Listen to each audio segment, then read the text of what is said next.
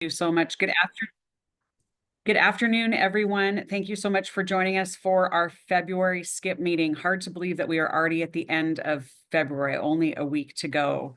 I am going to kick the meeting off. Our chair had unfortunately a funeral to attend today, so I will be chairing the meeting. And then in a weird twist of fate, I happen to be in Phoenix for the U.S. Conference of Mayors and just found out that ranking member of the Transportation Committee, Rick Larson, is in town. And so I'm going to leave the meeting a little bit early and turn it over to Claire so that I can go meet with Congressman Larson to ensure that all of us in Washington State keep getting our transportation funding. So apologize for that, but all of the moving pieces and felt like that it was a pretty important meeting to take. So again, apologize for the sort of, thank you, Carmen, and all the hearts. It's just one of those things, right? Just remember the 405. Remember the 405. That's all last. Just remember 405. 18, 167, all of our projects. Just need like 90. I think we just need like 90 million just to drop in the bucket. That's all. I'm on it. I am on it. So we have gone ahead and called the meeting to order, and I'm going to turn it over to Claire to do the roll call, please. Certainly. Thank you. City of Auburn, Nancy Backus. We heard she's not attending today. City of Kent, Dana Ralph. I am here. Thank you. City of Burien, Liz Steed. I am here. Thank you. City of Covington, Christina Soltis. Don't think she's here yet.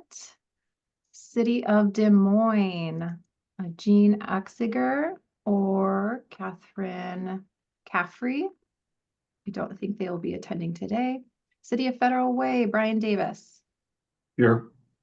Thank you. Welcome. City of Maple Valley, Victoria Schroff. Here. Thank you. City of Normandy Park, Eric Zimmerman. I'm here. Hi, everyone. Welcome. City of Renton, Carmen Rivera. Hello, hello. Hello, welcome. City of SeaTac, James Lovell. Yep, I'm here. Welcome. And City of Tukwila, Thomas McLeod. Present. Welcome. Thank you. Right. Claire, let me know that we do not have anyone from our advisory board joining us today. And we've gone through board members, but always want to acknowledge our amazing staff working group that is on the call. Claire, you want to recognize any members that we have joining us? Yes, I see a handful of our staff work group members here and would love to give them the opportunity to come on camera and introduce themselves. And if we could popcorn, that would be great. And if not, just let me know and I can call on the next person. How about Michaela? Can you go first? Good afternoon, Michaela Daffern, and I work for King County's Department of Community and Human Services. And I will pass it off to, Daphne. Hello, I'm Daphne Hernandez, City of Covington, Associate Planner, and I will pass it over to Laurel. Hello, Laurel Humphrey, excuse me, City of Tukwila, Legislative Staff, and I will pass it to Angie. Thank you. Angie Mathias, City of Renton staff. And I am not seeing any other staff that I'm identifying. There's another skip panelist, so maybe that's another staff. Claire, can I pass it off to you, please? Thank you. I think you got it. And I did just see Council Member Soltis join, so we'll count her as present as well. Thank you. Thank you. It wouldn't let me in for some reason today. I'm glad you made it. Me too. Thank you. All right. Next item on our agenda is public comment. Claire, do we have anyone signed up to provide public comment? I did not receive any requests for public comment. We do have one member in the audience. If anyone in the audience would like to provide public comment, now is the time. If you'd like to raise your hand.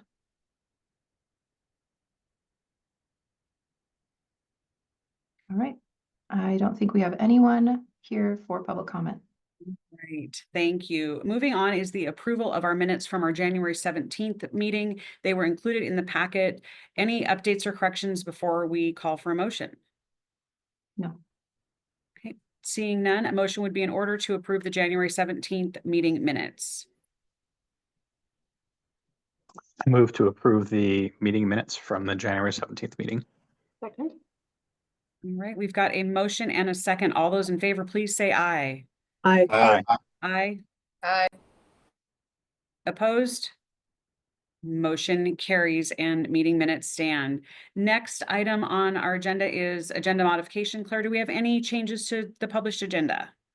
We do not. All right, then we are going to jump right into board business. The next item is election of chair and vice chair. At the November 2024 meeting and the January 2025 executive board meeting, staff put out a call to board members to submit interest in the chair and vice chair positions. Claire has informed me that we have only received 2 nominations, Mayor Backus for chair, myself for vice chair, to continue to serve in these roles.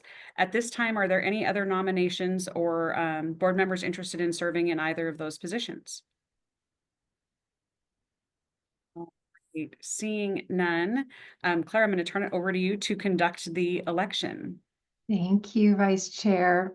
So given that there are no additional nominations for the board to consider, and the official nomination for the position of chair is for Nancy Backus, and the nomination for the position of vice chair is for Dana Ralph, I would ask for a motion to approve the nomination and appointment for chair to Nancy Backus. And we will do this in 2 motions. So first is the motion for chair. Would anyone provide that motion? I'll make a motion to nominate or to elect Nancy Backus to chair. Second. Great, thank you. So the motion is to approve the nomination and appointment for chair to Nancy Backus. Is there any discussion? Okay, all those in favor of appointing Nancy Backus to the position of chair of the SKIP Executive Board, say aye. Aye. Aye. Aye. All those opposed? Right, the motion carries. So can I have a motion for the appointment of the vice chair to Dana Ralph? I move to reappoint Mayor Dana Ralph to vice chair of SKIP. Second. The motion is to approve the nomination and appointment for vice chair to Dana Ralph. Is there any discussion? All those in favor say aye. Aye. Aye. All those opposed? The motion carries. All right, thank you. At this time, I'll turn it back over to vice chair. Thank you all. I just want to say thank you for your support. I can speak on behalf of Nancy as well. We are grateful for the opportunity to help lead SKIP in the amazing work that it's doing. So grateful for that. And again, thank you so much. All right, we are going to jump right into the meat of our meeting, and we've got a briefing today from the Washington State Housing Finance Commission. The Low-Income Housing Tax Credit Program plays a vital role in the funding of many of the projects that we at SKIP are supporting. To help us learn more about the important program and all of the details and how the work of the Washington State Housing Finance Commission happens, today we are joined by Lisa Vatsky, the Director of Multifamily Housing and Community Facilities for the commission. So I want to make sure I got the title right. Lisa, thank you so much for joining us. I know that I am really looking forward to learning more about the details of the program and helping us better understand what an important role it plays, again, in the projects that SKIP over the last several years has been able to help support. So I'm going to turn it over to you. Great. Thank you so much. It's great to be amongst such a great group of folks from all these cities in South King County. So thank you so much for the opportunity to create space for this. Yeah, I'm going to try to walk through, I put together a bunch of slides. I'd love for it to be as interactive as you would like to have it be. So I don't necessarily want to just lecture away. I'm happy to chat about like all of it. And depending upon how much in the weeds you want to get versus kind of some of the bigger picture stuff. So I am Lisa Vatsky. I am the Director of Multifamily Housing and Community Facilities with the Washington State Housing Finance Commission. I've been with the commission now since May of 2014, but I go way back in doing community and economic development, specifically housing, with the Department of Commerce for 20 years prior to my stint at the commission. So I've been doing public funding of housing for 30 plus years now. So have a pretty good sense of the landscape and the changes over the years, and the complexities that we're currently, what I would say are actually some unprecedented complexities that we're experiencing now. And yeah, it's just awesome that there's more and more consortium like you all working together across jurisdictions. So I really applaud your efforts in organizing and doing this work, because I think, again, ever more so, the more that we can lean in at the local level, the more important, especially as we're experiencing so much uncertainty at the federal level. And we'll talk a little bit more about that as we go.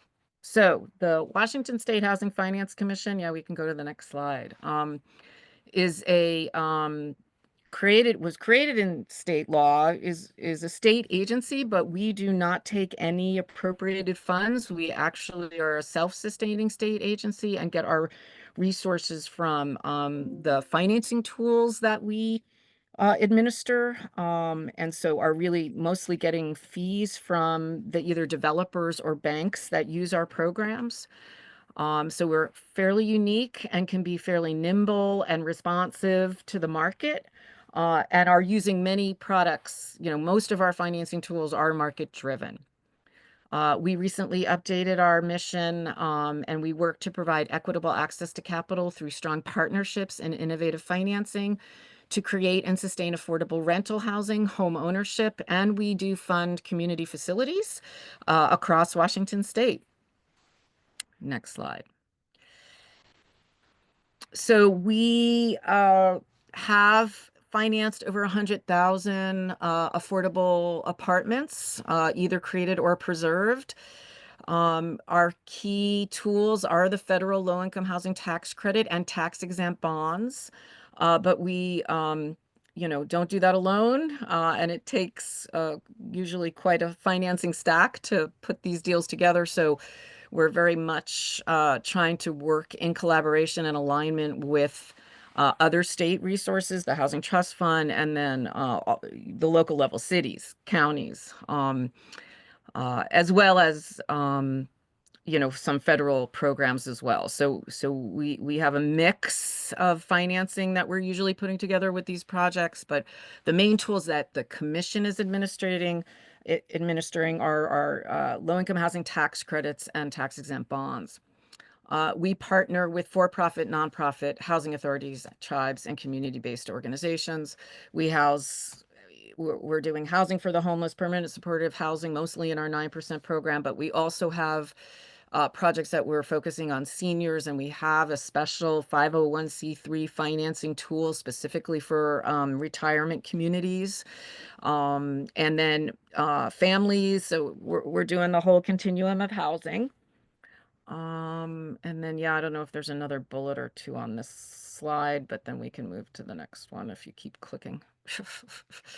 Yes, all of our projects are rent and income restricted, and we monitor for health and safety and rent and income restriction for a 30 to 40 year period. All right, so let's dive a little deeper into what low-income housing tax credits are. They are a federal IRS program. So unlike other housing programs that might be coming through HUD or USDA, we are actually governed by IRS tax code. So that definitely puts us in a little different place than most of the regular housing programs. It depends on private equity market. The investors actually purchase these tax credits, and that's how we get money into these projects. And I'll show you a little diagram of how that all actually works. Again, we're leveraging other funds. We mostly can finance, depending mostly in King County, geographically, it's a little different in terms of what we can get for pricing for the tax credit, or how viable it is to even use tax-exempt bonds, because scale is an important piece of the puzzle. But we're typically leveraging other funds. We're probably 50% to 85% of the financing, depending on kind of the region and the scale and scope of the project. So tax credits and bonds do typically fund a majority of the projects. Most of these tools at this point are highly competitive, and we are really trying to align with other public funders. And we have a coordinated group of public funders. We are meeting every 2 weeks, basically. So I don't know how much you know about Claire's everyday activities, but she is part of a group of us that are meeting every 2 weeks. And that includes, the State Housing Trust Fund, the Commission, the city, the county, Arch, as well as this group. So yeah, we're trying to stay coordinated and aligned and collaborating often. The other really big tool that we have to work with is tax-exempt bond financing. It's debt, right? So it's not a subsidy. It is a loan, although there are rate differentials because we can issue tax-exempt debt. It's typically a little cheaper than regular interest rates that you would find for commercial, conventional financing tools. But what it does do when you issue tax-exempt debt, it does bring a lower subsidy tax credit to the table. So we've got, 2 different tax credits that we're working with. One that we're given a state allocation of, and another that just comes with issuing tax-exempt debt. The commission has been able to also recycle bonds and reissue them. And we can talk a little bit more about that as we get into the weeds, but that's an opportunity to, again, use the allocation of tax-exempt debt that we get at the state level, and we can reissue bonds at conversion from construction to permanent. It does not come with the tax credit equity, so it's not as meaningful as a tool, but it has been a way for us to stretch some of our resources under our private activity bond cap, which is what each state gets in order to issue tax-exempt debt like this. Next slide, I think, is the picture of how this all works. So, the commission actually allocates a certain amount to a housing developer. They can then go out and sell that allocation to an investor. And in fact, that's how they have to get their money. They then have to sell those credits to an investor. Investors give the money to the project in exchange for that tax credit. The tax credit actually lasts about 10 years, and that investor is actually part of the relationship in the project for about 15 years. And then there's a transfer of that. The equity investor steps out, and whoever was the sponsor developer typically then takes it on for another 15 years. So this is where we get at least a minimum of 30 years of compliance or long-term affordability, because that affordability comes with, it may come with other public funds, but we incentivize a longer period of affordability beyond the tax credit period, which is that 15 years. Any compliance issues, we report to IRS. So again, we are unique in that we're a program housed and under IRS code. And so, yeah, pretty unique, but been a pretty effective tool since it was put in place under the Reagan administration in 1986. So it's been a long time tool that's funded lots of affordable housing throughout the country. I'll just pause there. See if anyone's got any questions so far about how the mechanism works or. Lisa, could you explain the 15-year extension again? Where does that fit in this? diagram. You said first it was tax credit lasted for about 10 years and then it extended. Can you talk about that second part? Yeah, so the tax credit entity, the sponsor enters into a relationship with the investor for 15 years. The investor can take advantage of the tax credit over a 10-year period, and then that investor exits. And IRS is only concerned about those first 15 years from a state policy perspective. When you apply for and get allocated credit, we have a whole point system, and our point system basically incentivizes a much longer term affordability, and that's where we get to the 30 years. And then again, typically, if we're stacking with other public funds, those other public funds typically have long-term affordability requirements, right? So, that's where we get kind of the 30 to 40 years that we're doing compliance, and that the sponsor borrower is responsible for ensuring affordability over that long-term period. But the investor exits at year 15, and IRS is only really cares about the first 15 years. And Clara, do you want to manage the Sure, question I can do answer? that. All right. Thomas. Thank you.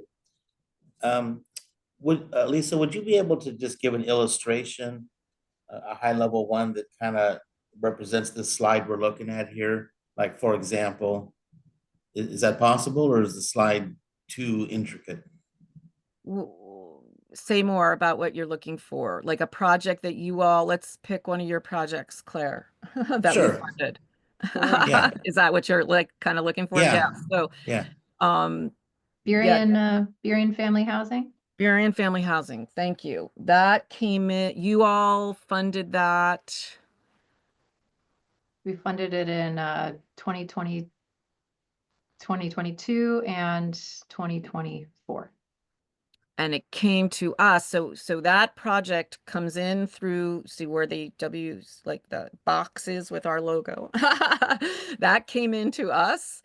We're just in the process of still giving it credit, right? Right. Like that one actually is a bond. It was a 9 and 4.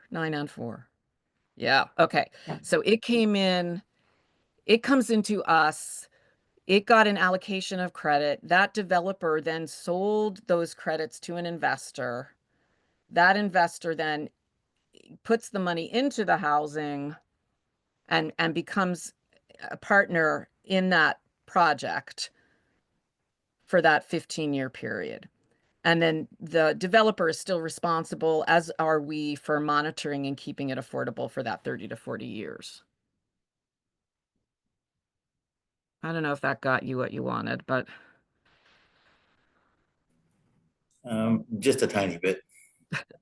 we'll go into it a little bit more. I've got a few more slides about how the credit works itself, but Okay, thanks. maybe we'll get there.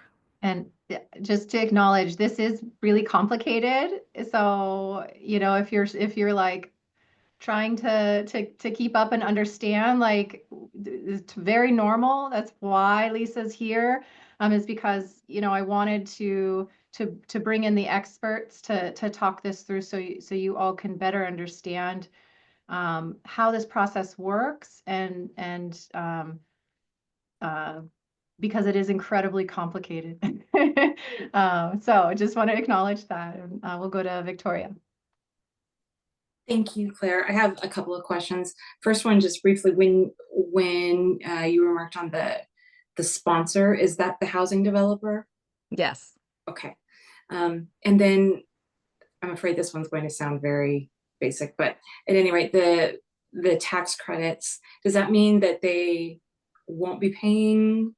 Does it basically mean that it'll be a tax exemption for them for 10 years? Is that kind of what they're purchasing? Is that what the tax credits? It is. It's a federal income tax credit. It gets filed annually, just like, we file our taxes or tax returns.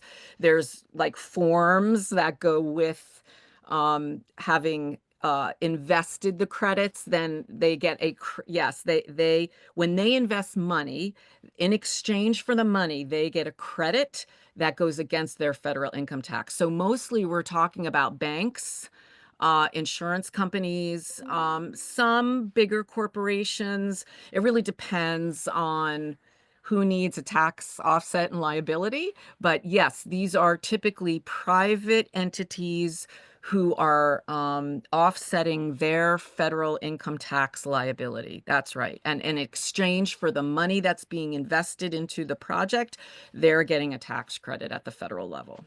And does that ordinarily take care of their entire what their tax no. Okay. No, I mean, typically we've got two different types of investors. We have direct investors, and then we have syndicators who actually group together folks who are looking for tax credits in a pool, and then invest those dollars and then give the pool back. So it varies, but no, and it's not dollar for dollar. So this is, my next slide talks about the market and how over time the value of that credit has really changes quite a bit.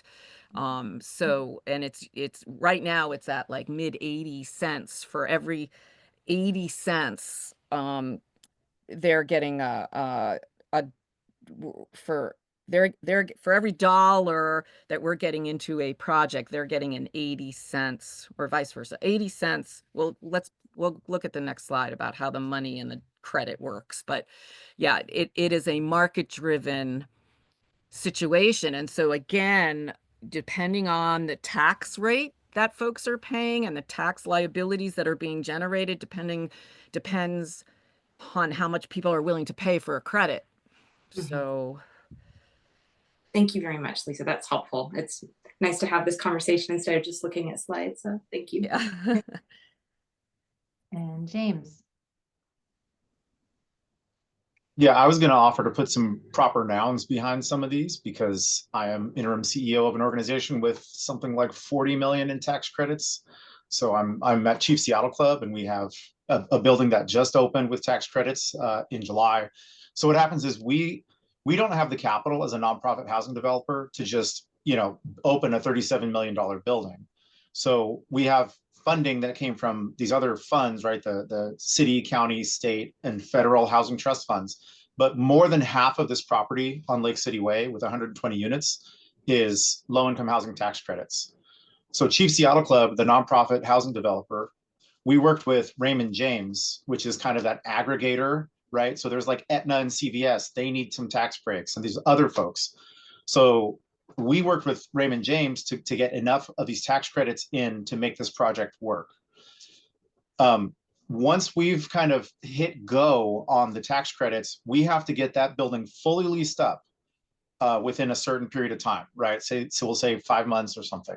So if construction is delayed and we can't lease up the building, we actually are at risk as an organization of not meeting our commitment to the tax credit investor, and we're on the hook to cover some of that. Now, thankfully, we work with great partners in this, and we were able to lease our building up. But that means that we then have a building fully leased up for 15 years or whatever it is. At that point, Raymond James says, thank you, we've gotten our money back or something like that or more, and we're out of it. But if we don't have enough of those units leased up, then Raymond James can't go back to the investors and say that it qualifies for tax breaks. So the housing developer, the housing provider, we have to keep our building leased up. So there's an incentive to us. Sure, we got this infusion of capital, but in order for the feds to actually say this was worth it, you got to keep the building occupied, right, with eligible folks. So after 15 years, that's all done. Chief Seattle Club still holds these commitments with the city, county, state, and national housing trust funds that may go longer than that 15-year period. Or we could just decide in 15 years, and this is what the for-profit LIHTC properties do, they could just say, great news, this is free and clear now, who wants to buy it? and they'll Yeah, try they to can't, sell it. they can't really do that, but They sure try. they can, but most folks, yeah, because of our system, they have agreed to hold it longer. So yes, at year 15, there is an exit of the investor and things pivot. But in our state, the way we've structured our program, and I really appreciate your illustration of the whole thing, because that I think was what Thomas was trying to get at. Like, how does this actually work? So that's super helpful, James. But yeah, no, we're holding buildings longer than 15 years. Oh yeah. I guess let me Well, just say and that. for the nonprofit housing developers that are doing this, remember, there's not really a need to. We're already going to do this. This is the mission-based work, and the other folks generally are more than happy to keep providing affordable housing within the market. But you know, it's also depending on if folks are struggling to maintain their buildings fully leased up, right? There's just a lot of work that goes into reporting and managing low-income housing tax credits. It is still the absolute biggest and best federal investment there is, I think, in affordable housing. That's correct. And WSHFC is the best state I've worked with on it. So it's a pretty great program.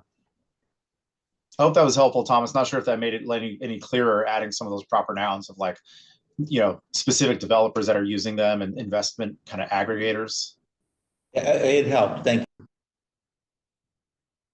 Great. So let's get to the next slide, which is kind of the money piece of this. You know, so what does it actually mean? And price per credit does determine how much is invested in the housing. And this has really evolved over the whole life cycle of the program. We were at one point, you know, the Seattle market, the Seattle kind of King County I-5 corridor market was getting over $1 at one point. In terms of like what an investor offers, and how much you can attract into a project. Right now we're in the mid 85, we're at like 85 cents. Yeah, the market has softened quite a bit in terms of what it will get, what you get for the credit, but you can see how that translates.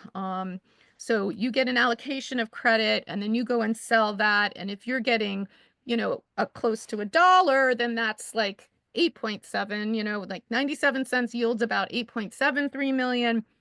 85 cents, a little less, right? 7.65 million. So definitely depending on the pricing, which again depends on all kinds of things, but mostly the market and investor appetite, but it can also depend on your development team and the experience. And so there's a lot that goes into the pricing of these credits, which then, you know, also helps define what the gaps are and how much other money you need to leverage. And so, yeah, there's a lot that goes into the pricing, and pricing definitely matters. And it has evolved and will probably continue to evolve, especially in this market and in this environment where there's some uncertainty about kind of what level of tax rates there are and other incentives. And yeah, so there's a certain market volatility to all of this. Next slide. So now I'm going to transition a little bit to the coordination and how some of this works with the other public funders. You know, the Housing Trust Fund is another really big player in all this, right? And typically every dollar of state housing trust fund is leveraging all these other dollars. And it's mostly the state tax, the low-income housing tax credit and bonds. And, you know, we've got about 40% of our properties that we jointly finance. Again, Commerce only does business with nonprofits, and we tend to do business with both for-profits and nonprofits. So we do have some projects that are not jointly funded, but then, you know, there's obviously a core group in the middle there that are jointly funded and that need both to actually succeed. And then I think the next one shows kind of the breakdown of all the different funding sources. So this is kind of a typical stack. You are all in that local funds section, and in with that local funds also is the city, the county, so all the cities and the county are on that local fund slice. And then you can see where the tax credit private equity is about 36%. The private debt and the bonds that we're issuing is more like 45%. State funds are still play a role. Some federal funds still play a role.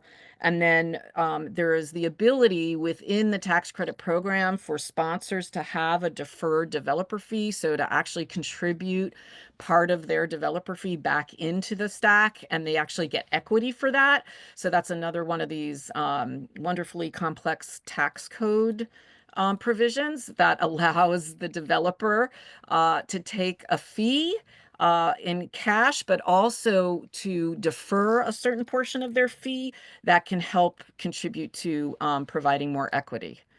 So this just gives you a sense of, again, the financing stack and how all these things kind of layer to create these projects. Next one is on costs. And, a majority of the costs are really material and labor, but there's a bunch of other costs associated, especially when you're using tax credits and bonds. There are a bunch of financing fees, so again, just trying to give you all a sense of how do these projects kind of all line up. Again, a majority of the costs are really in materials and labor. Land can be a significant factor. And then there are, financing costs and professional fees. But this is why when, folks ask, how come it costs so much? It's like there are lots of pieces to this puzzle. There's no silver bullet in terms of like keeping costs down. We do have total development cost limits. We try to manage those costs as best as we can. But there's a lot that goes into building these projects. Next slide. As far as some of the policy considerations, so again, private activity bond cap is provided to the state. The state gets a certain amount of private activity bond cap based on a per capita formula. So based on population, each state across the country gets a certain amount of allocation to use for private activity bonds. And then we also get a certain formula-based per capita 9% allocation. In our 9% program, that used to be the one that was the most competitive all of the time. Now both sources are competitive. It used to be that bond cap was first come, first serve. Because you have to issue debt under the private activity bond cap provisions, in order to actually access the credit, you have to issue 50% of your total project costs in debt in order to get that 4%, that half as much credit. And so many projects weren't using that program for many years.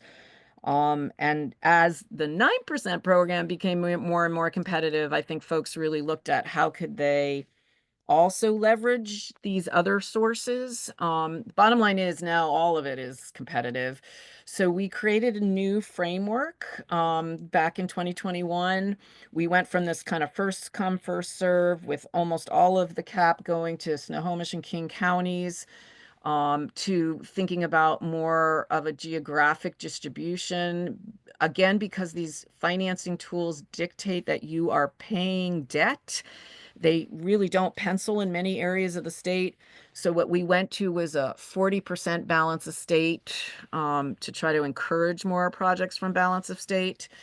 We also looked at who are we providing the funding to and created a buy-in for community and definition and have been working to really encourage more community-based organizations. And then we've also looked at how are we leveraging public funds. Many of these projects in the early days were not leveraging public funds. So we had private developers coming in who could basically use bonds and tax credits and not need public funds. with the cost of housing over the years, more and more organizations needed gap financing, and more nonprofits became involved as we talked about kind of pivoting to community-based organizations. So now there's a mix, and we're trying to align more with public funds. So again, organizations like yours that are putting money into these projects, you know, are coming forward now looking for more bond cap allocation than they have in the past. So we've really been in a very competitive process for the last handful of years now for our bond cap. Same thing with the 9%, and in the 9%, we've got 3 geographic buckets. We have a Seattle King County bucket, a Metro bucket, and a kind of balance estate bucket. And for many years, the King County pool was pipelining and prioritizing. Because we had 3 geographic buckets, we could specifically target how much credit was going into each area. And then the public funders, for the most part, were trying to align all that and prioritize those projects. In our 9% program, we are mostly targeting the lowest income, highest needs populations and doing permanent supportive housing for the homeless as kind of our first priority there. So yeah, we're using the tools a little differently. The 9% is really prioritizing the lowest income, highest needs. The bond program, because it needs to service a certain amount of debt, is really supporting folks at 60% and below of median income, and is mostly a 50 and 60% targeted area of median income. So slightly different targets in each of these programs. Next slide. We went to a tiered process just last year. So we're in our second year. 2025 is our second year. 2024 was our first year. Again, because of the oversubscription of bond cap, and it's like we're turning down all these projects. All these projects are coming forward, applying for these funds, getting turned down. And, you know, sometimes it's really just a matter of time. It's not like, you know, our scoring system, it was like 2 points difference, right? It's just like, you know, there's not significant like differences in these projects. There's a big need. So how do we try to simplify, streamline, not have, you know, organizations like Chief Seattle Club having to like come back and apply over and over again? Like, is there a way to do this in a more common sense way? So we have taken this approach about trying to do a tiered list. If you are fully funded with local funds, and if you need trust fund, if you have all your funds, then let's put you on the list. And when you're ready to close, you can close. And so that's how we've approached it. This will be our second year. It kind of coincided right about the time where the market has really been more difficult in terms of closing on these deals. And we're seeing projects that were in the pipeline, that were in development coming out of COVID, having a hard time now placing in service and leasing up. Again, I think James kind of hit the nail there, right? In terms of like some of the challenges that we're seeing, especially in the Seattle King County market, with getting folks leased, getting these projects leased up, and meeting some of the financial requirements to convert from your construction lending to your permanent financing. But this whole tiered system is hopefully a way to make a little more sense out of when you're ready, you come in, you don't just apply to us, we don't turn you down. It's more like you get in line if you've got all your funding in place, and then can just come to us when you're ready to close. So I'll take another pause. Any questions about kind of how things have evolved? I'll just say it's, again, the importance of having that local investment to this whole process. It really is where the whole thing starts. And we're really trying to take our cues from the priorities of the local level, and then trying to build upon that. So the work that you're all doing is super important to the foundations of all of these projects moving forward. Lisa, could you talk a little bit more about what you mean by the balance of state? I think it's an important concept. I just want to make sure folks get what you're saying when you say that, because it is commonly used and may not be super obvious what it means. So it means two different things in two different places. So in the bond program, we've got a certain amount of bond cap that we're setting aside for King County. That's actually 50%. 50% of the bond cap is actually set aside for projects in King County. 10% is set aside for Snohomish County, and the 40% is everything else. 40% of bond cap is everything other than King and Snohomish. King is getting 50% of the bond cap. Snohomish 10%, then every other county 40%. In the 9% program, it's like 30, 30, 30, basically. King County is getting about there, and it's like 32, 27. Anyway, it's like, yeah, Seattle King is getting about 30. There's 5 metro counties that are getting about 30. And then the balance of state, anything other than, and those 5 metro counties are Clark, Pierce, Snohomish, Whatcom, and Spokane. And then balance of state in the 9% program is everything other than those basically 5 counties in Metro plus King County. So it's everything other than those 6 counties. Yeah, good question, Claire.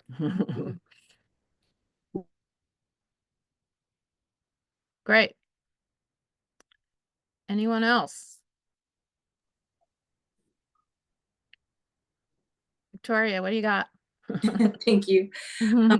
I was just thinking, and you remarked, Lisa, on how important the local funds are and how critical. But I was just thinking a couple slides back, I was like, wow, on the pie chart, only 3% is local funds. And so I was sitting there thinking, wow, like, how much are we actually helping with this? So is it just because that is used to leverage the other funds, or how can you speak to that a little bit more? You're not. Yeah, I think that having that local commitment is just an important piece of the puzzle. The more you can contribute, the better. But as it turns out, like when you really look at kind of historically and where we are in the portfolio, I think especially moving forward, given kind of some of the potential conditions we may be heading into, the more you can invest at the local level, the better the project is going to be in terms of not needing to have to leverage all these things.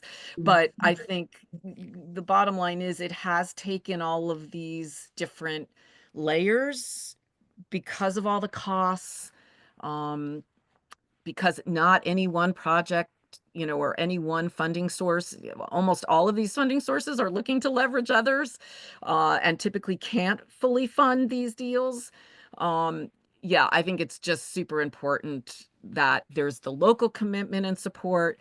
And then, as time goes, it'll be super interesting to see how those things change, in terms of, the more a community can support and invest in these projects, I think the better it's going to be.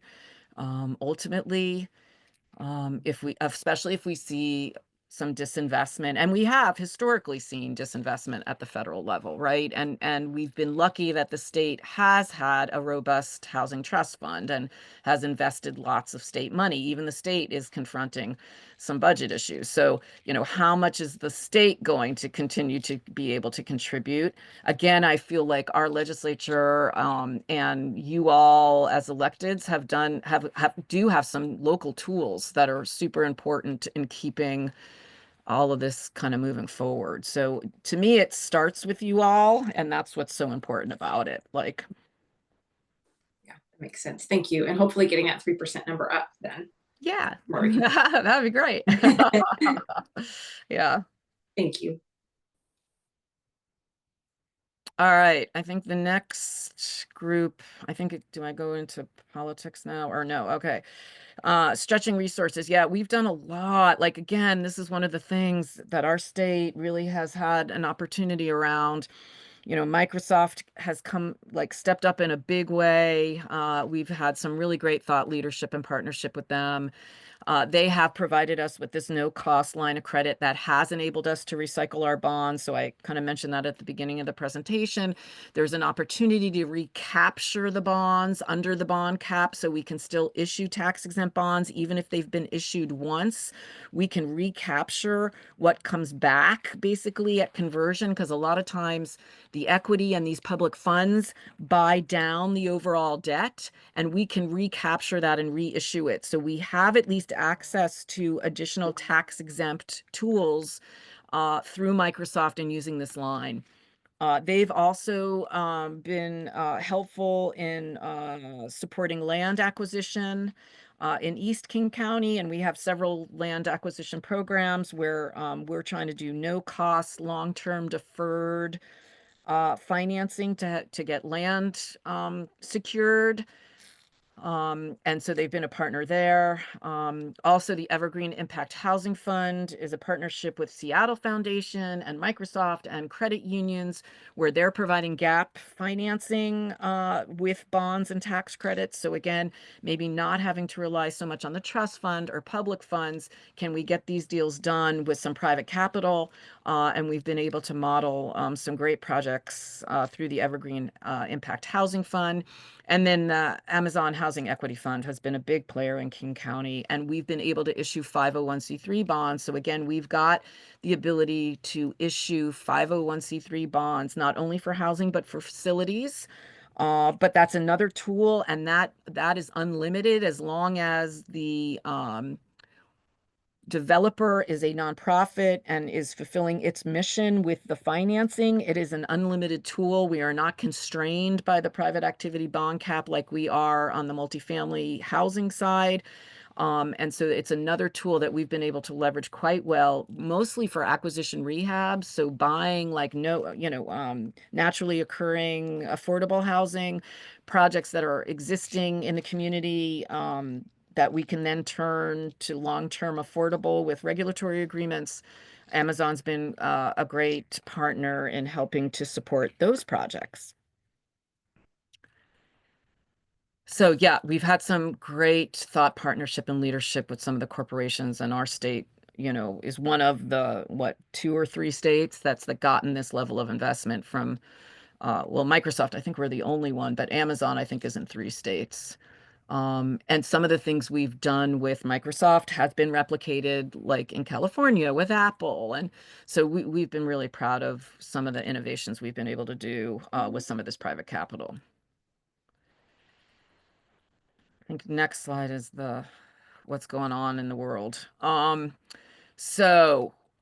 There has been ongoing legislation that both Senator Cantwell and Representative Del Bene has been champions of for years.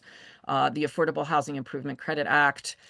It has several provisions, one of them increasing our 9% allocation, the other lowering that 50% test for bonds, which would allow us to do more projects under that private activity bond cap. And there's 26 other really important policy provisions, but for the most part, those 2 that I mentioned are the ones that are being elevated, that continue to be talked about in this environment. There is a lot going on with the budget. I just saw a thing today saying, are we, March 14th, are we going to have a continuing resolution? Are we not? The House is trying to do one big package. The Senate's trying to do 2 packages. All of the tax incentives, the big tax package, there's a lot of tax package stuff sunsetting at the end of 2025. So there's an opportunity to have a new tax package, but how that's going to get paid for is all up in the air. But we are very much the housing champions trying to be proactive in suggesting that some of these provisions be included in all that. At the same time, we're also on the list of being how they're going to pay for other incentives is through cutting these provisions. So there is a lot of uncertainty that probably will affect the market in terms of pricing, costs. I was even worried about the fires in California, how that might affect not only insurance, but which has been a big issue, but just materials, right, in general, and construction, contract, workers, and yeah, how does it all, many times our natural disasters do have an impact on labor and materials. So all these things are playing into, again, why I think it's so important to have some control at the local level, because there's so much going on and uncertainty at the federal level that may work out great and may not, but is causing enough uncertainty right now that we could have some issues just even closing our current projects because of folks not wanting to commit resources until they really know what the landscape is going to be about. We were really looking forward to some of the programs under the Inflation Reduction Act to also help with funding long-term energy sustainability and rehabilitation, and some of the tax credits that was, the solar tax credits. There was all kinds of programs coming out of that Inflation Reduction Act. A lot of that is potentially on hold. Some of it may still be available. So again, we're in this really interesting moment of trying to navigate all of these things. But it's super important to be watching what's going on at the federal level. Again, we've had these amazing champions in our state trying to be proactive in the housing space. And so, yeah, we're a couple of us will be in DC in another couple of weeks. There is a national organization of housing finance agencies, and they do a regular kind of conference and advocacy at the federal level. So yeah, we are closely watching all of the things that is going on there. All right, then I think I get into like all the other things we are doing. I mentioned the land acquisition program. This has been an incredibly successful program since 2008. We started with $1 million from the state and the $1 million with the commission, and now we're about $80 million into it now, and we've gotten several new pots of money. One of them most recently is with the Sound Transit and for transit-oriented development sites that are not owned by Sound Transit. So we just entered into an agreement with Sound Transit for another $20 million, and that is a King Snohomish Pierce fund. So again, I think there's some opportunities to help with you all in the development around Sound Transit. But yeah, this program basically buys land and you can hold it, and it's a deferred interest, no interest, basically deferred. Yeah, been a really successful tool in trying to invest in land. Looks like a hand up. Thomas. Question. When they buy land to develop later, is there a timeline that they have to build it by or a deadline? Yeah, we've got 8 years. We like to see a plan within 5. Typically, we've seen repayment within 4. Yeah, we used to have that you had to hold it for 2 years. We've kind of dropped back on that. But yeah, it really depends on the pipeline and the type of project you're putting together. But yeah, the term is 8 years. You have 8 years actually.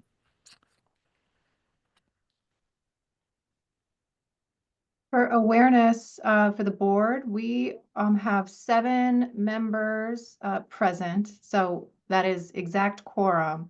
So if folks could hang on and not leave the meeting, that would be very helpful. We had quite a few folks that needed to drop off early today.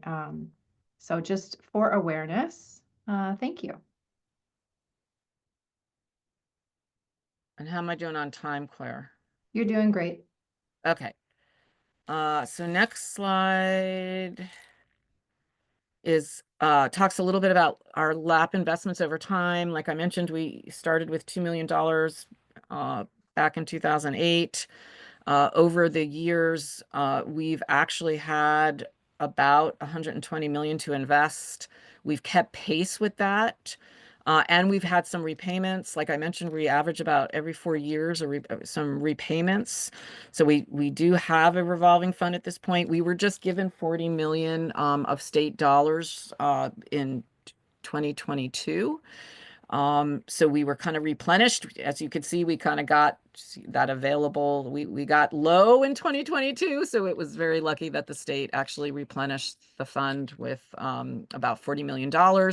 We're leveraging some of that money with Microsoft. Microsoft also put in another $50 million for King County for community-based organizations. So again, really trying to target buy-in for community organizations. And so, yeah, of the 40 million that the state put in, the commission put in 5 million.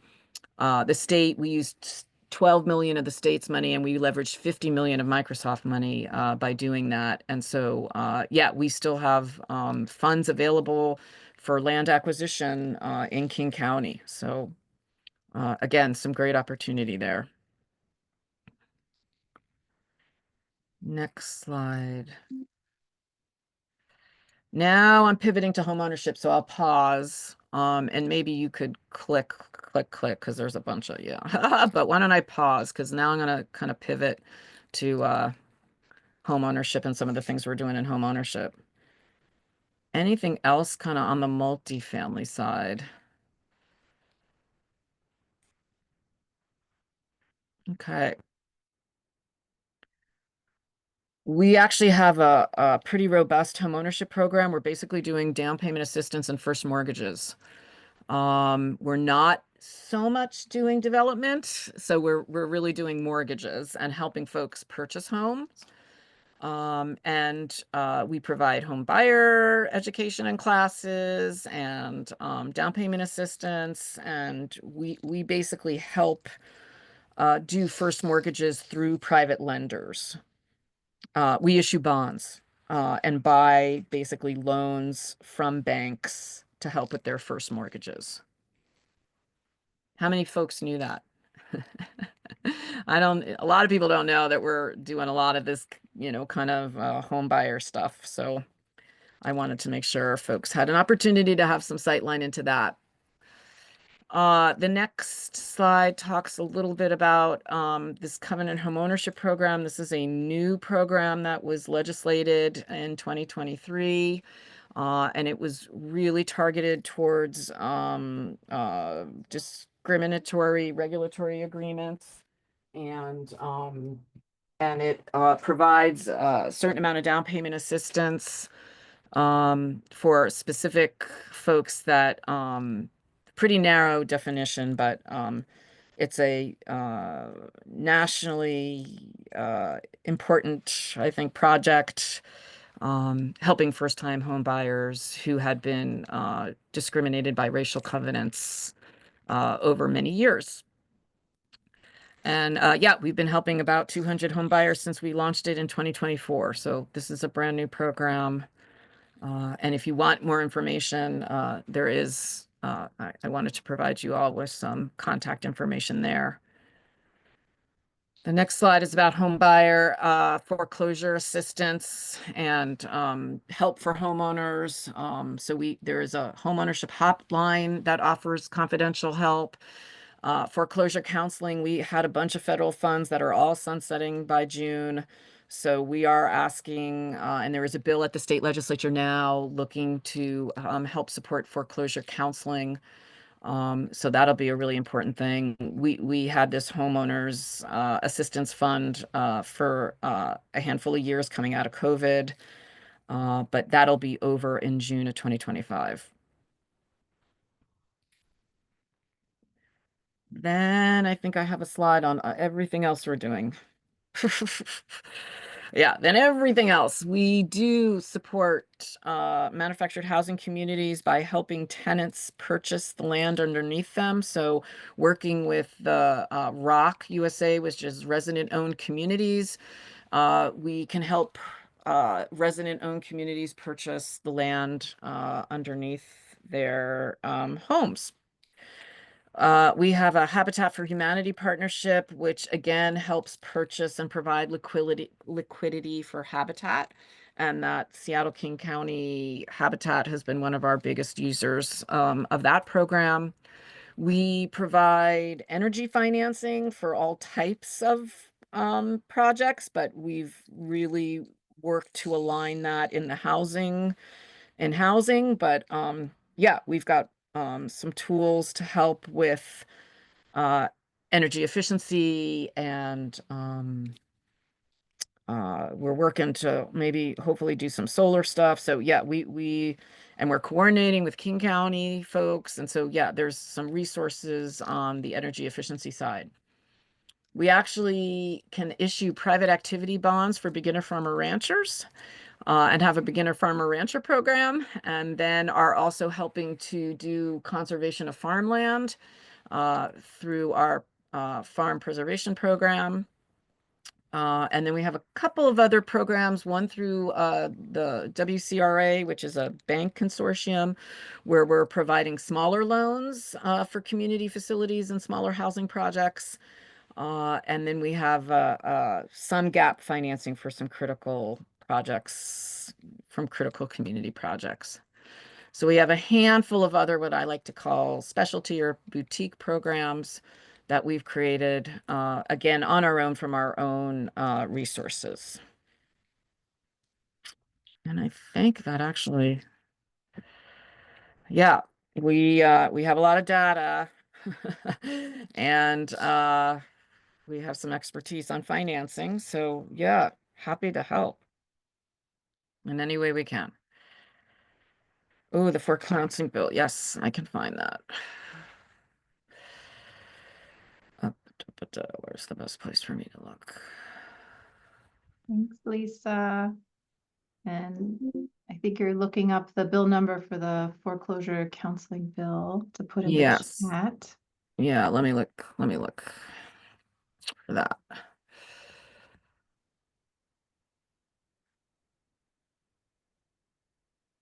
What else can I tell you? Any other questions? I actually have a question, Lisa. It's going to be weird, but one of the things just caught my attention, the manufactured home land purchase assistance, whatever you call it. Where would Yeah. and I jumped on the website real quick, your website, where would I find more information on that? Should I want to share that with a community of people? They would do It's or under other, like, I think, if you go on our website, there's like housing and then there's like other programs. I see homeownership, multifamily, beyond housing, compliance, and investors. Well, it shouldn't be compliance and investors, but why don't I send you the link? Okay. And let's see, I'm multitasking here, so let's see. I am talking with James from Renton. Okay. Lisa, I'll send it to you. Send it to me. I'll take There we care of go. it. Okay. Don't worry. Yeah. Yeah, and I think similarly, I will do the same with the foreclosure bill so that I'm not trying to multitask. And I think Dorsal put in the bill number 5686 in the link, Thank you. in the chat. Thank you, Dorsal. Yeah. Perfect. Any other questions for Lisa from the board?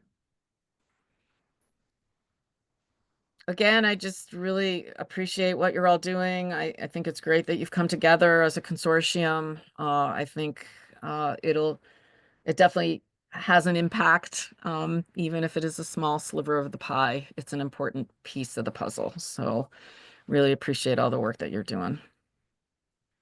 Thank you, Lisa. And thank you so much for the really in-depth, important presentation. We really appreciate your time and for coming here today.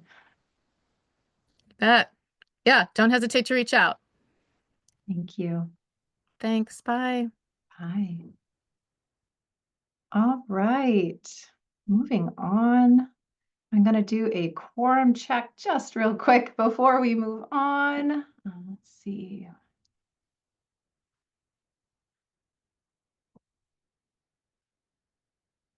All right, and I do see Jean Oxiger joining, who is the representative from Des Moines. So welcome, Jean. So we are at 8, which is great. We have a little flexibility. So if someone really does need to hop off, maybe raise your hand, let me know before you leave so we can just make sure we still have quorum. All right, moving on to the next item on our agenda, the 2024 annual and quarter 4 report.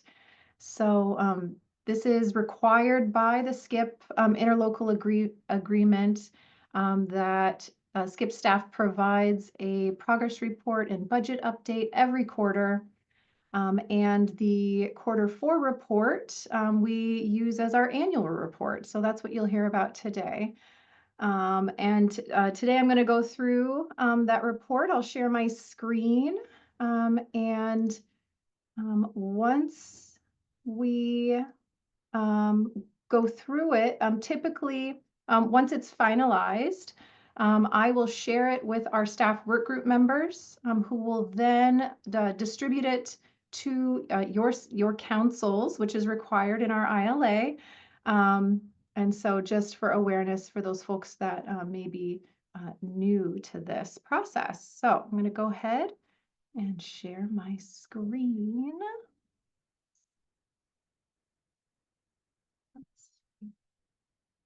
All right. Can you see the report?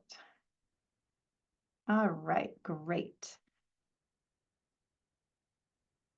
And okay, super. So the first thing you might notice is that the report looks a little different than perhaps in previous quarters.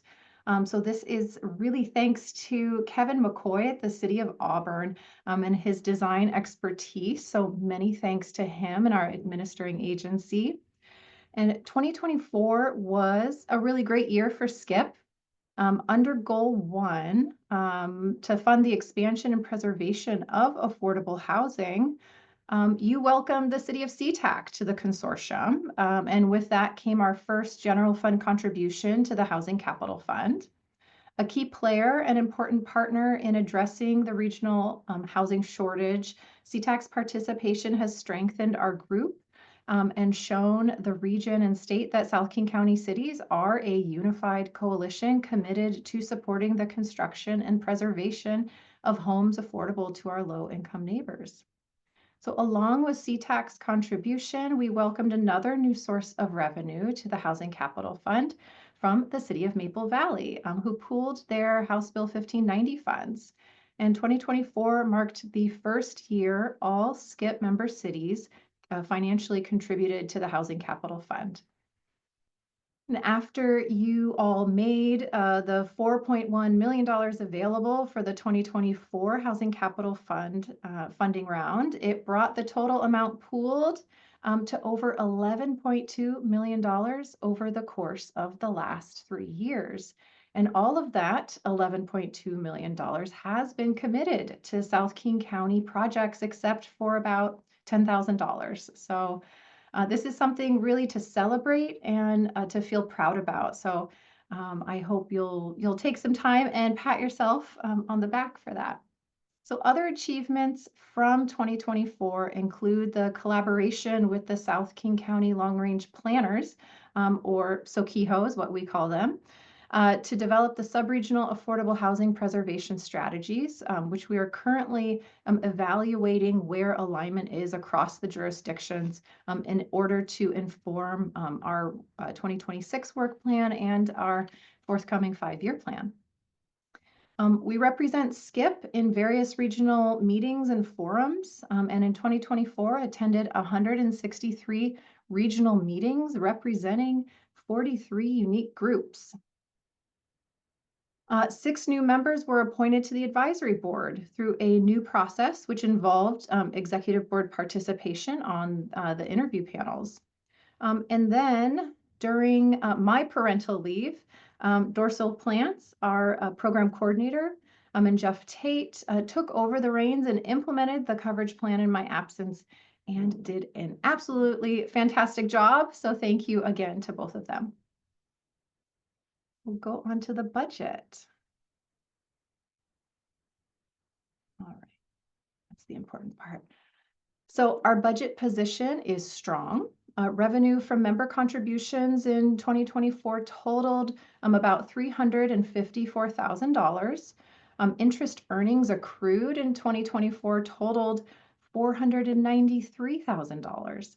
And as a reminder, interest is accrued on both our fund balance in the operating and capital accounts. So this high yield is due to the $11.2 million pooled for the housing projects that have yet to be spent.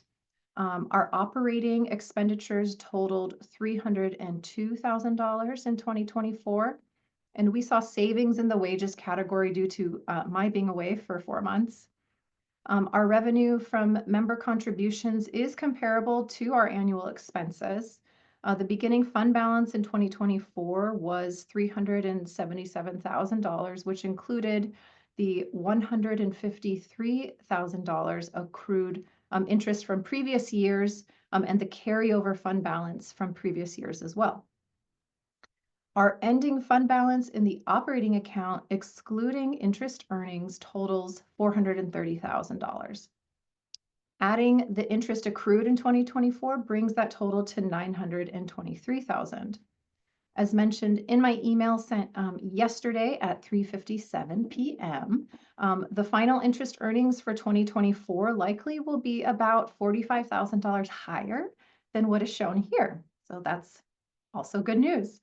When we get the final number, I will update this report and send it out to our staff work group members to distribute to your councils. And then a new part of this report that you have not seen before is regarding our indicators. So that is on page 3 of this. So 2024 was the first year that our work plan included indicators whereby we could start to measure progress on our established goals. So I'll include the report out on indicators on the annual report rather than at each quarterly report, since many of the items require a full year's worth of information or data. And as a reminder, these indicators were included in the 2024 work plan and adopted by your councils. And these indicators that you see on your screen are taken verbatim from the 2024 work plan. And where relevant, the cumulative number over multiple years was also included. This is particularly helpful when you want to know how many housing units or number of projects we've supported across all years. So let's go through these.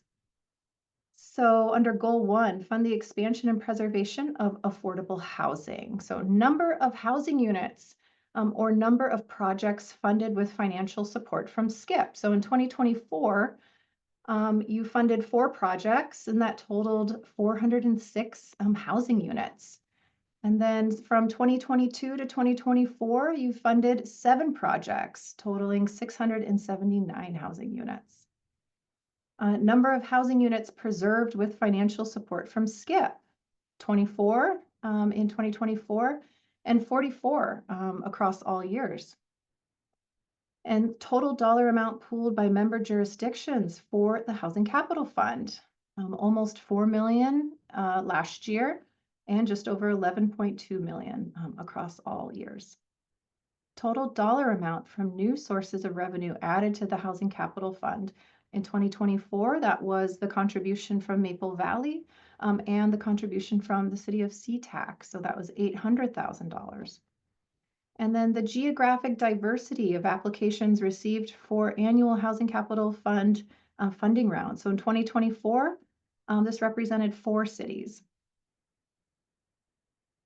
And in goal 2, develop policies to expand and preserve affordable housing.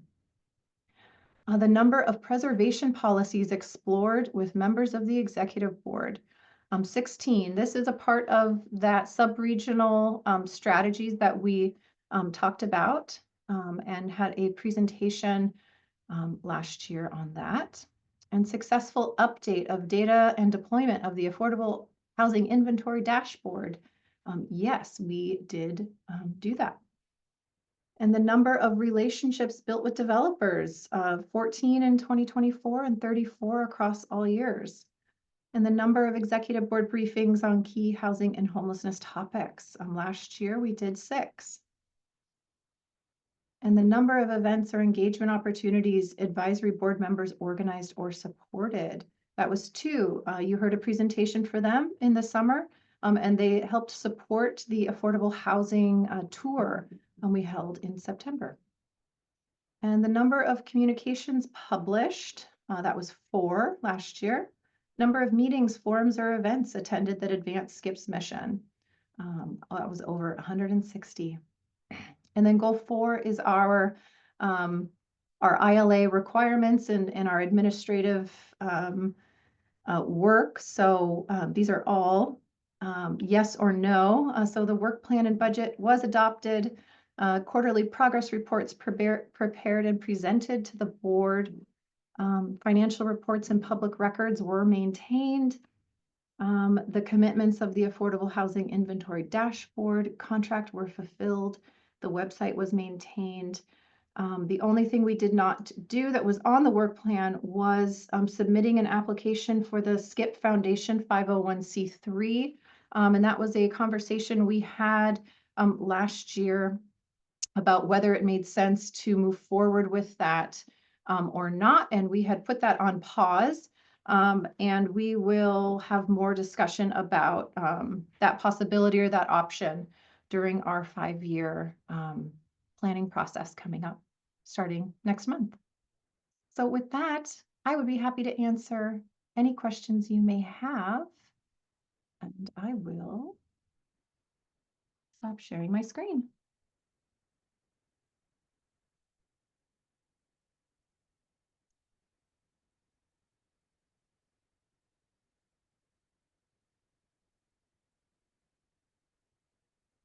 All right. No questions. All right. Well, thank you all. And I will update that interest earnings number as soon as I get it and send this out. And you have a copy of this sent in the email yesterday afternoon if you're interested in taking a peek. So thank you. All right, moving on. Our next agenda topic is the 2025 state legislative update. So the 2025 legislative session began on January 13th, and during session, our very own program coordinator, Dorsal Plants, will monitor and provide updates on the legislation connected with housing at these monthly board meetings. And so with that, Dorsal, I welcome you to share your slides. Thank you, Claire, and good afternoon, everybody. Are my slides showing the right way? Yes, they are. Great, thank you. So yeah, hello, everyone. My name is Dorsal Plants, and so this has been a really intense session so far, and I would say that the budget deficit definitely hangs very heavy over a lot of the discussions taking place in Olympia and by advocacy groups here in our region. Even with new revenue sources, departments at the state are likely to have to make cuts this session. And so it's just really heavily weighing in a lot of the conversations and in a lot of the meetings that I'm attending. So far, I've looked at over 140 bills that are related to housing or homelessness this year. I definitely won't come anywhere close to covering that many today, but there were just a few bills that I wanted to highlight today. And just a quick note that the status and the slides you're going to see today have been updated as recently as 10 a.m. this morning. And so they'll look a little bit different than the slides that went out in the agenda packet last week, just because there has been a flurry of activity between last week and this week even.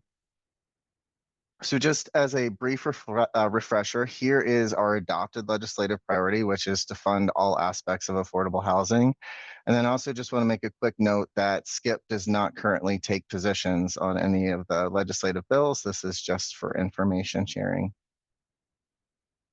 So today is a very big day down in Olympia. Today is the policy committee cutoff date. And so today will be the last day to read in committee reports in the House of Origin, except for the House fiscal committees and the Senate Ways and Means and Transportation committees. So this will be the first cutoff of this session.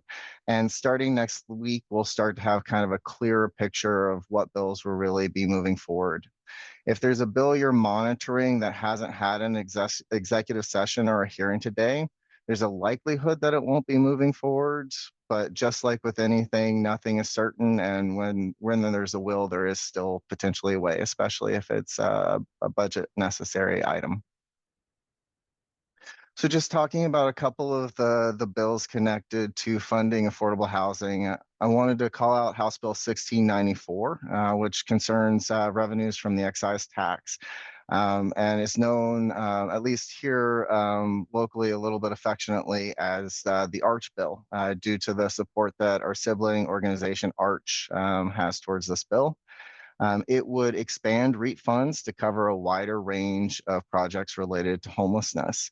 And you may recall that Claire included some very detailed information on 1694 in your agenda packet that she sent on February 10th around 4 p.m. So I won't go too heavily into that, but if you're interested in more, Claire did include more information. On this slide, I also wanted to call out House Bill 1717 and Senate Bill 5591, which would create a sales and use tax remittance program for affordable housing.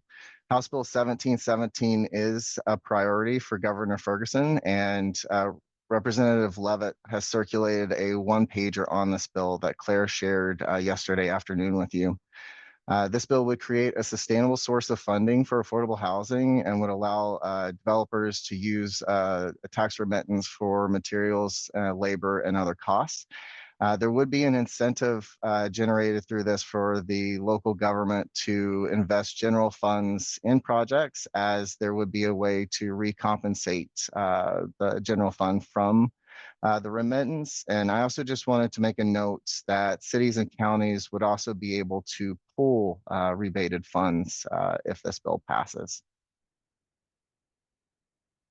So in this slide, I wanted to call out House Bill 1907 and Senate Bill 5711, which would define the rental or lease of individual storage space at self-service storage facilities as a rental transaction for the imposition of business and occupation and sales and use tax. And then it would direct that money to the establishment and preservation of cooperatively owned manufactured home communities and programs to support and maintain affordable housing. This would be closing what some describe as a tax loophole when it comes to individual storage spaces. And one source that I've heard from estimates that this bill, if passed, could generate about $40 million annually starting in fiscal year 2027. Moving into some of the housing and land use bills that don't necessarily tie into funding, I, especially on this one, wanted to call out House Bill 1299 and Senate Bill 5184. This would prohibit cities and counties from having minimum parking requirements for certain types of housing, including affordable housing and senior housing. In addition, minimum parking requirements for cities and counties planning under the Growth Management Act would be repealed, and new requirements would be put in place that are described in this bill. There was just a recent substitution, so there's been some shifting in what spacing would be required. But I did want to identify that Senate Bill 5184 does seem to be very active and moving forward if this is a topic of interest to you. And then I'll just quickly note that Senate Bill 5686 was the bill that Lisa was referring to in her presentation and is here and available on the slide. I also wanted to call out Senate Bill 5725, which would expand affordable housing opportunities on community and technical college lands. Basically, this bill would authorize the State Board for Community and Technical Colleges to enter into 99-year lease agreements for the purposes of developing affordable housing on underutilized community and technical college lands. We have quite a few here in South King County, and some of which will be close to some of the incoming Link Light Rail stations. And so I just wanted to call this one out as well. So as you can see, there's a lot, and I'm happy to try and answer any and all questions, but I didn't want to go through every bill with you today. Thomas. Thank you. House Bill 1491 on the TOD. Do you have any insight more you could share on that, on how it's moving? Yes, so 1491 was referred to the capital budget on the 19th, and I've heard mixed things as to how much life there is. Some people have described this as the TOD bill that comes back every year, every session.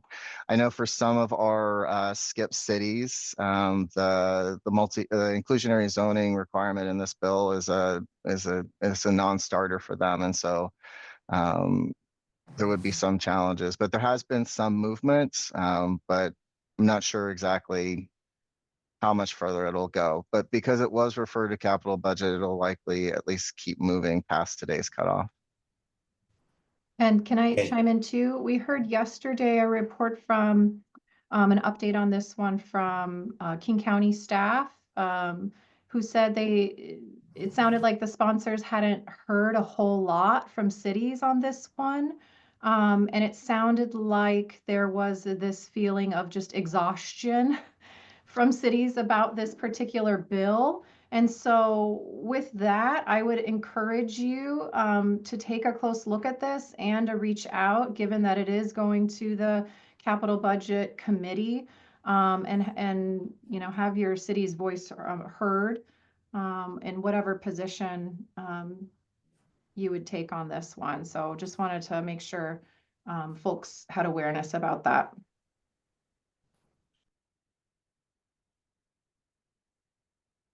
Any other questions? I'm also happy if you're wanting any information, you can always email directly, and I'm happy to just try and see what I can find out for you all. Thank you.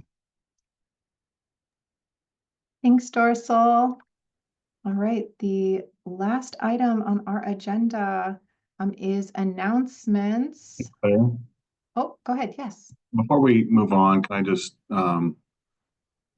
make a comment on, I guess, just maybe for us to put a placeholder for future discussion, obviously not now because we're in session, but our legislative priority statement is kind of a broad blanket statement that that basically says we need to fund all aspects of affordable housing.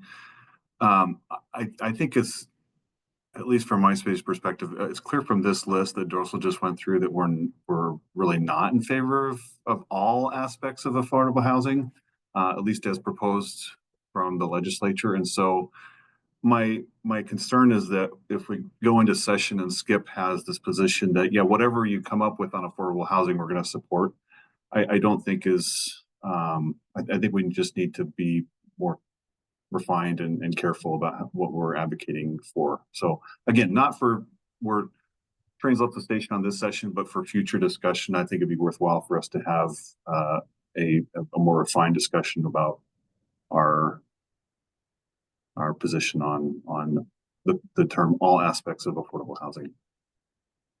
Thanks, Brian. Yeah, we will revisit this in the summer when we start to have these conversations about whether or not we want to have a legislative priority or not. And also, as a reminder, Skip doesn't take positions on bills.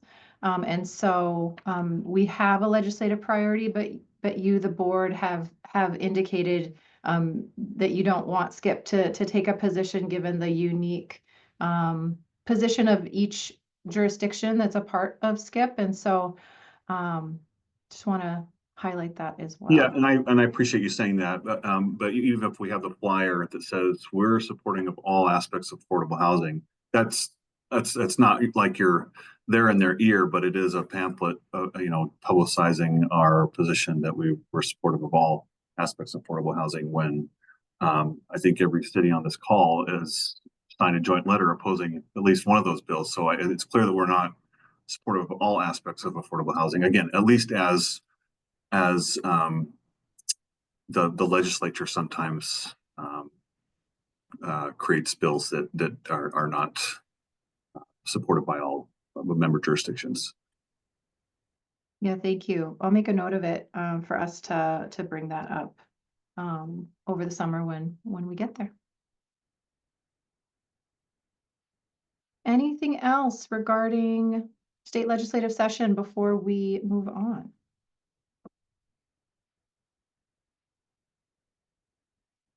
All right, so general updates. I have a few. I am going to drop this link again in the chat, requesting the board members take this survey on the June meeting date, and I'm trying to copy, and there we go. All right, there you go. If you could please open that up and take this survey, you'll just have to look at your calendar. We were trying to, if the June 20th meeting, which is in person, needed to be rescheduled to June 13th. That would be very helpful if you could fill that out. I would so appreciate it. And I have a few other updates while you're looking at your calendars. So for our March meeting, our next meeting is our first in-person meeting of the year. We will meet March 21st at 1 p.m. in the Auburn Council chambers to begin developing the 2026 work plan and workshop through the start of the SKIP 5-year plan. So this is a not to be missed meeting. And if you are only able to attend virtually or won't be able to make it, if you could let me know as soon as you know, that would be really helpful so that I can make sure to find a way to incorporate your input into that process. And did anyone have any trouble accessing that survey link that I put in the chat? Oh, yes, Christina. We did not have any trouble, but while I was doing that, you mentioned another meeting. Which one was it that was important? I just want to make sure I'm. Well, the June one is important because it's Yes, in that's right. person, but the March 21st meeting, our next meeting. It's our first, it is our first in-person meeting of the year. It's when we start the 2026 work plan development process. It will also be our first conversation on the 5-year plan. So definitely mark your calendars for that one. More updates. So this past month, representing SKIP, I was reappointed to the Puget Sound Regional Council's Regional Transit-Oriented Development Committee that advises the Growth Management Policy Board on equitable TOD development. And just wanted you all to be aware of that. And I look forward to the continued participation in that group. And then, as Dorsal mentioned, yesterday I shared a one-pager from Representative Leavitt explaining House Bill 1717 that authorizes cities and counties to establish a sales and use tax remittance program for affordable housing. So wanted to bring your attention to that. And this is informational only for your awareness. But if you are interested in supporting the bill, I'd encourage you to work with your lobbyist to lend your support on that. By our next meeting, we are on track to close on 2 of our awarded Housing Capital Fund projects. So that is Victorian Place 2 in Des Moines, funded from the 2023 funding round, and the Burien Miller Creek home ownership project in Burien from the 2022 funding round and our current funding round. So this will be the start of getting our funds out the door to assist this important rehab and home ownership project. So I am very excited about that. And then we are currently making the rounds at your city councils and have presented to Burien, Covington, and the city of SeaTac for those Housing Capital Fund concurrences that we're requesting. So next week will be in Auburn and Maple Valley. and the rest of your councils through April. So don't be surprised if you see us there, and I hope to see you there. And if anyone else has general updates or announcements to share. Yes, James. Yeah, this isn't so much an update. I thought you did a fine job at our meeting yesterday of making sure that everyone who was there understood it was a concurrence with 2024 expenditures. I still got 3 emails from people who were watching online who thought it was a new additional allocation from CTAC. And so I don't know what we could do differently. I thought it was clear, but thankfully it's easy enough to clarify and kind of point to the areas there. But if other folks run into it, and I think also because ours was general fund, it raises a little bit of a different awareness from residents who are watching. But it's I think what I wish I had done differently was elaborate and enunciate that during my comments at the committee, just to make sure that there's multiple people saying the same thing and really reminding folks that this is not us deciding to spend our money in some other city. This is us validating the entire regional approach and the value of SKIP, the whole regional housing effort. So others may benefit from doing the same. Yeah, thank you for sharing. Yeah, in the presentation, we do mention, that the funds have been already provided to SKIP and that we're seeking your concurrence on the use of the funds, which is how our interlocal agreement is phrased and describes it. So, but that's great advice. If folks feel like that would be helpful, I think that would be great. Thank you, James. Anything else? Any general updates or announcements?